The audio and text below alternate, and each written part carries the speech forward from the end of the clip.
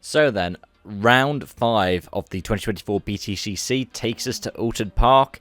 I've already done a preview for this one, so this is going to be the review of the 3 races and talking about what we look at going into the summer break. Let's start off with the story of the races. Race 1, we saw a meatball flag, the black and orange flag for Dan Rowbottom, who got demoted to P15 after not pitting to serve and have the damage removed.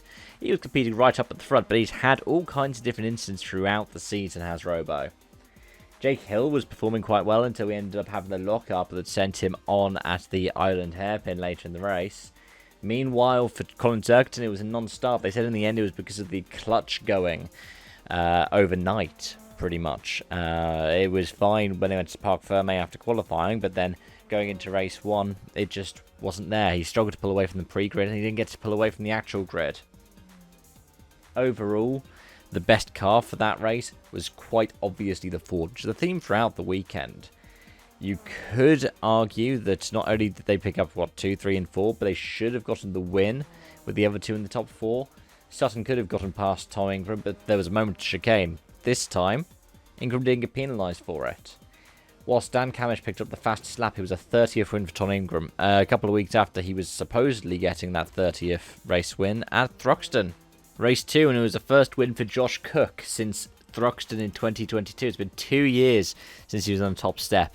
It's also a 19th race win for him and his first win for Toyota. That is quite a lot of different feats to have altogether because, of course, his previous wins were with Honda. It was also the 50th podium, I believe, for Jake Hill. And, yeah, it's been a landmark weekend. I think Ash Sutton had his 250th race start, though. Obviously, I'll talk about will end up being a bit of a weekend to forget for him at the end of it. Because, well, in this race, he ended up getting the meatball flag himself. Again, the same piece of bodywork. It was the back of the rear right fender, seemingly hitting the tyre barrier at Knickerbrook. Though, they did try to come up with some ingenious strategies at Alliance, what was Motorbase, what is also known as Napa Racing, to get rid of the bodywork. Dan Camish tried to brush up alongside him and rub it off. It ended up just raising the bodywork up. He probably could have gotten it all the way off. But Jake Hill decided to give Camish a bit of a push. And that prevented it. So, yeah. Sutton ended up dropping out of the points. Colin Turkington managed to get P7 from right at the back of the grid. Showing a good recovery drive and setting up some potential for race 3 and the ability to recover. However, race 3 came and went, and it wasn't to be for Colin Turkington. A spin ended up taking him out of contention, but it was the end of a tough day for him in that way. It was worse for Ash Sutton, though, who retired after the bodywork and the front left wheel arch came down over the tyre, and whilst he didn't end up getting a puncture for it, I think it was a front left, might have been a front right. I think it was a front left. He just retired from the race, dropped way down the order, and it was probably wider damage to the car. I remember having something similar happen to myself in real life outside of racing. What was it, about 4 years ago on the M25 with driving a Citroen C3? I was so worried about getting a puncture from that one, especially because it was a corner of the car where I'd had suspension damage before, but no, instead it just flew off into the fast lane. Outside of that, it was a front row for Vauxhall Palmax Racing because of the reverse grid draw. And, yeah, front row lockout meant that they spent the first 10 of the 15 laps as the top 2. Before Jake Hill slowly pushed his way through. And then Tom Ingram was actually held off by Aaron Taylor-Smith towards the end of the race. Jake Hill then pushed really hard to catch up to Mikey Doble. Very nearly a first race win on his first visit to the podium for Doble. Almost like Roland Pearson had earlier this season. But in the end, it was not to be. It looked like it was going to be the first Vauxhall win in, nearly 5 years. But in the end, the BMW was the better car. And it was under braking, where the BMW had struggled earlier in the day, but instead into Foster's instead of the island hairpin, where Jake Hill ended up getting the lead. And both of them made the chicane. Almost as if it is possible to do that.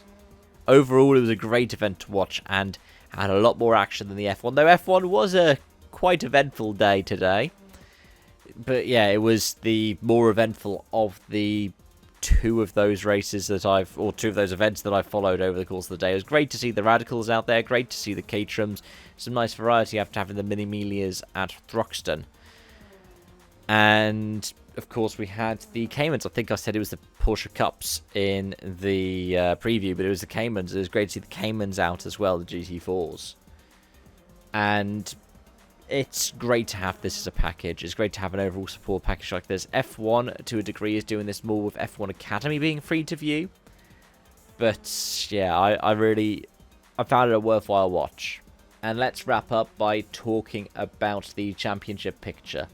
Ash Sutton, who was leading after a first win in race 3 in Thruxton, has had a nightmare weekend. He drops down to 3rd, with Jake Hill, with his 5th win of the season, coming up to the lead. Tom Ingram 2nd, 4 points behind, and it was both of them jumping different cars towards the end of the race that cemented that lead. They very nearly were tied on points if it hadn't been for Hill getting past Doble at the end. Yeah, Sutton's still 3rd, then it's Dan Cowan 4th, then it's Josh Cook in 5th, 58 points back. Top 6 rounded out by Colin Turkington, 65 points back. And I think those are the 3 who are in mathematical contention in terms of like where Jake Hill would have a whole round in hand at the halfway point of the season. Then it's Aaron Taylor-Smith and Adam Morgan tied on 107, both 104 points back. I forgot to mention about the clash at the start of the race between Chilton and Morgan and Aaron Taylor-Smith at the start of race 2 that helped Josh Cook get through to the win. But yeah, they all emerge still within the top 10 of the championship. Aidan Moffat's in 9th. The top 10 is rounded out by Tom Chilton, who himself had to retire from, was it a fire extinguisher issue or an engine issue, and then a fire extinguisher issue meant he didn't start race 3. But yeah, it's been a great season so far. Thank you so much for watching and for joining. Let me know your thoughts in the comment section down below. Hope to see you again soon. Bye for now.